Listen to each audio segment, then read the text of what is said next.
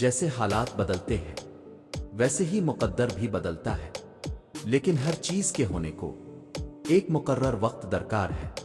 تمہیں پورا حق ہے ان خوابوں کے لیے لڑنے کا جن کی تدبیر تمہیں نے دیکھی ہے، کیونکہ جب اللہ تمہارے دل میں کسی چیز کا خیال پیدا کرتا ہے تو وہ چاہتا ہے کہ تم اسے مناؤ، اسے وہ چیز تمہیں دینے پر آمادہ کرو، بار بار جھولی پھیلاؤ، بار بار اسے پکارو تاکہ وہ کن فرما سکے اور تمہاری فرمائش پوری کر سکے۔ مانگنے کا حق اس نے تمہیں دیا ہے۔ جب اس نے قرآن کریم میں فرما دیا ہے کہ دایا پہاڑوں کو بھی ان کی جگہ سے سرکا سکتی ہے، تو قبولت کا شک تو بنتا ہی نہیں۔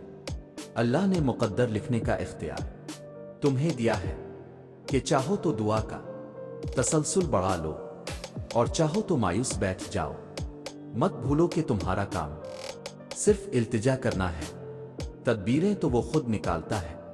جب وہ کسی کام کے ہونے کا سوچ لیتا ہے تو وہ اس کام کے مکمل ہونے کا اشارہ کر دیتا ہے۔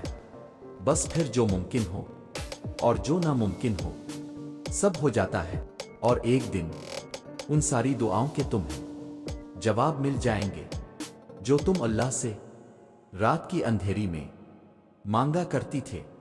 اور اللہ کبھی بھی اپنے در سے اپنے بندے کو مایوس نہیں ہونے دیتا۔ آپ کی ہر دعا اللہ تعالیٰ قبول کر لے گا انشاءاللہ۔